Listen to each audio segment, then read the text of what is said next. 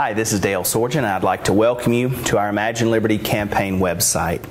I invite you to take a look around and see if you might read or hear something that might be of interest to you. Our campaign may certainly be different than most anything you've seen before, and you may like it or you may not.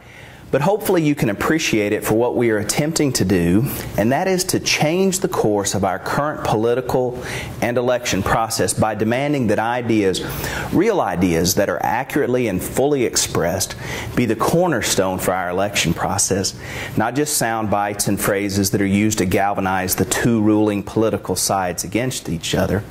I'd invite you first to check out our Campaign Essentials page.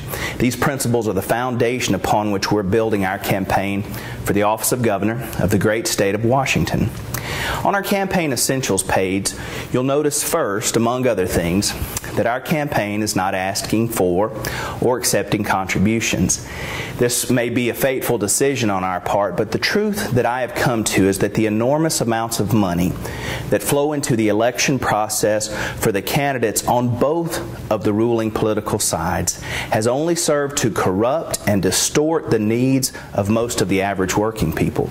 Here on our website and through the power of the internet and with your help spreading the news about our campaign, we should be able to communicate our hopes and our dreams for a political process that is returned to the people, not purchased by those who have the most money. The driving force behind our campaign is to compel people to have the courage to think independent. I suggest that at the core of the problems is that we have been controlled for too long by the two ruling political sides. They've pitted us against each other for so long that it's impossible to tell any longer if either side is fighting for the interest of the hardworking tax-paying people or if they're just fighting for their side to get and to keep control. We must choose whether or not we will have not only the courage to dare to think about ideas in a new and independent way, but whether we'll have the courage to think independent when it's time to cast our vote. Every election cycle we're told that this election is too important for the people to think outside of one of the two political sides, and that our vote to get our side elected or re-elected is just too important this time. I guess as long as they keep telling us that every election cycle, and as long as we keep believing it, they'll continue to dominate our election process. The last thing that I would like to address with you is why I am attempting to run for the office of Governor of our great state. It's true that I don't have any political experience. I've never held any elected government position, and I've never been the CEO of a company that has made me and my family rich. Only you can decide if those things are important to you and if they make a candidate more worthy of your vote, or if maybe, given our current political climate, they make a candidate with those kind of credentials even more unworthy of your vote. That decision, of course, will obviously be totally up to you. As for me, I'm just an average, hard-working, tax-paying citizen, maybe just like you. I have a beautiful wife and 5 wonderful children, and honestly, I'm afraid for their future, and I'm convinced that the ruling political sides are no longer fighting for us, but just to keep control for themselves.